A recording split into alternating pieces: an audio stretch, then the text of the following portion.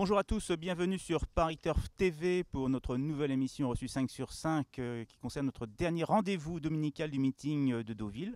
Avec moi aujourd'hui Florent Béaz. Bonjour Florent. Salut François, bonjour à tous. On peut dire qu'on a eu un magnifique meeting deauvillais. Ça sera un grand millésime je crois. Oui, tout à fait. Et alors on va essayer de terminer en beauté. Alors la course qui nous intéresse dimanche est un handicap de 3 ans qui va se jouer sur 1400 mètres ligne droite. C'est un parcours sélectif, je crois, un parcours régulier. Oui, tout à fait. La ligne droite de Deauville permet aux meilleurs éléments de s'exprimer. Les places à la corde n'ont pas forcément une importance prépondérante, je pense. C'est le plus important est de pouvoir évoluer dans le bon wagon. Alors les téléspectateurs vont pouvoir s'étonner de constater que l'on arrose le rond de présentation et non pas la piste. En fait, c'est parce que demain, ou plutôt dimanche, il y aura sur ce rond de présentation une petite démonstration de chevaux de polo et vous aurez des images sur Paris Turf TV. Alors venons-en tout de suite au quintet de ce dimanche. Florent, présentez-nous vos 8 préférés. Alors tout d'abord en tête le numéro 16 Feel Alive, suivi de l'As London Protocol, le 4 Jarif, le 7 Forza Librano, le numéro 3 Ella Diva, le 8 Siyaka, le 11 Bobio et enfin le 14 Valdaya. Le numéro 16, Feel Alive, tout en bas du tableau, entraîné par François Rowe. C'était la grosse note l'autre jour sur la ligne droite de Maison Lafitte. Tout à fait, c'était bien là, pour ses débuts en ligne droite. Elle a pris une bonne 3e place. Les deux premiers avaient pu progresser le long de la lisse. Elle était un peu isolée en pleine piste, mais avait parfaitement soutenu son effort. Depuis, on lui a laissé de la fraîcheur. Elle a pu être revue depuis un mois et demi. Dans le bas du tableau, ça constitue un choix prioritaire. Elle n'est pas déclassée, mais elle devrait logiquement jouer un très bon rôle. Oui, on la sent préparée pour cet objectif. Pour moi, une base vraiment solide également. Ensuite, nous avons le numéro 1, London Protocol, un cheval qui est entraîné par un entraîneur britannique. C'est rare dans un quintet. Tout à fait, un cheval très dur qui avait son unique victoire, c'était l'été dernier sur cette ligne droite de Deauville. Depuis, il n'a plus franchi le poteau en tête, mais il a aligné les bons classements. Il reste sur une très bonne 3e place. Il a créé la surprise dans une listed où il a échoué d'assez peu face aux deux premiers. Il doit logiquement porter du poids dans cette épreuve, mais c'est un cheval dur et je pense qu'il va à nouveau faire l'arrivée. Puis nous avons le numéro 4, Jarif. C'est le récent vainqueur d'un quintet, le prix de la Barberie. Il l'avait très bien fait ce jour-là. Très sûrement. Le terrain était certes assoupli en cette occasion. Il est plus confirmé en terrain profond. Il avait déjà gagné en terrain très lourd l'an passé au Croisé-la-Roche. Là, le terrain va être raffermi. Même si on annonce il y a un risque d'orage samedi, donc une piste qui pourrait être sensiblement assouplie pour dimanche. Mais le cheval l'a vraiment bien fait en dernier lieu. Le handicapeur, ça ne l'a pas échappé. Il lui a mis 4,5 kg, mais je pense que c'est pas rédhibitoire, loin de là. Il semble avoir une belle marge de progression encore. Et attention à lui, malgré sa pénalisation pour ses débuts en ligne droite. On soulignera également qu'il est entraîné par l'un des maîtres dans l'art de préparer les handicaps, John Hammond. Et puis ensuite, nous avons Forza Librano, Fabrice Chappelle. Lui aussi vient de gagner. C'était dans un handicap inférieur malgré tout.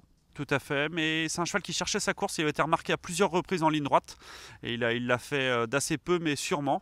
Il est dur à l'effort. Il a été, lui, nettement moins pénalisé, 2,5 kg. Donc je pense que ça lui laisse encore une chance de prendre une place. On le sent sur la montante. Voilà, un cheval qui progresse et attention à lui. C'était 1200 mètres. Oui, le 200 mètres supplémentaires, mais je ne pense pas que ce soit dérangeant. Lorsque l'autre fois, il a patienté en queue de peloton, il est venu finir le plus vite à l'extérieur. Donc les 200 mètres supplémentaires, son jockey va le monter en conséquence et je pense qu'il peut prendre une place. Puis nous avons le numéro 3, Ella Diva. Alors, c'était l'une des bonnes notes du récent quintet de la Barberie. Et nous allons écouter tout de suite son entraîneur Nicolas Collery.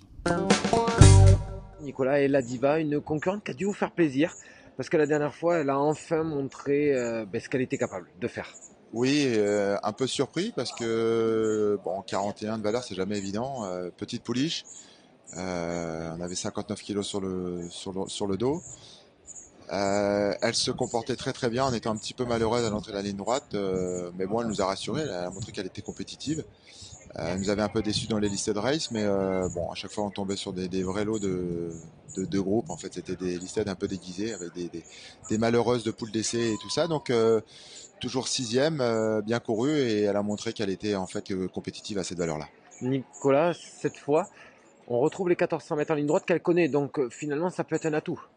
Oui, la distance c'est pas un souci pour elle. Elle est même mieux sur 14, course un peu plus sélective. La pouliche peut être un peu débordée, mais c'est pas plus mal. La ligne droite, aucun problème, comme vous disiez. Donc avant coup, les paramètres sont bons. Et sur sa dernière prestation, on n'a pas de raison de ne pas la remettre, puisque BC était plutôt content de son comportement dans la ligne droite, et il m'a dit qu'elle en avait un comme ça dans les jambes. Donc au dire des jockeys, à la forme physique de la pouliche et l'engagement, on n'a pas de raison de ne pas la mettre dans les quintets.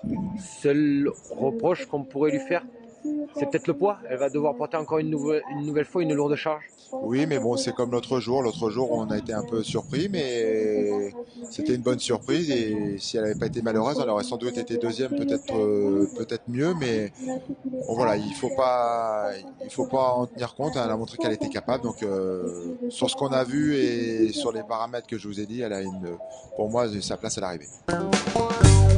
Voilà, je crois que l'autre jour c'était très bien. On est obligé de lui accorder un très large crédit. Oui, son entraîneur était un peu sceptique quant à sa compétitivité en valeur 41, mais elle a prouvé ce jour-là. Ce jour-là, elle m'a étonné. Alors ouais, parce qu'elle n'est pas très heureuse dans l'entrée de la ligne droite. Vous l'avez d'ailleurs revu dans la course référence remportée par Jarif. Elle vient terminer très correctement dans la 4e place. Pour la victoire, sa marge est assez mince, mais je pense qu'elle va bien courir à nouveau et conclure dans les 5 premiers.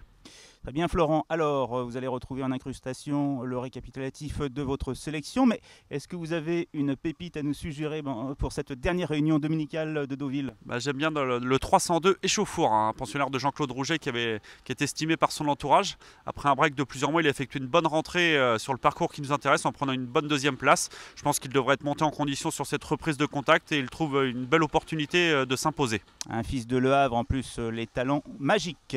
Alors demain, vous allez retrouver nos amis trotteurs pour un quintet qui va se jouer à Vincennes, mais nous aurons le plaisir de vous retrouver une dernière fois avant le retour parisien pour le quintet de mardi qui aura lieu à Clairefontaine. Merci de votre attention, merci Florent. De rien. Merci à tous et très bonne chance à tous. Bon jeu à tous.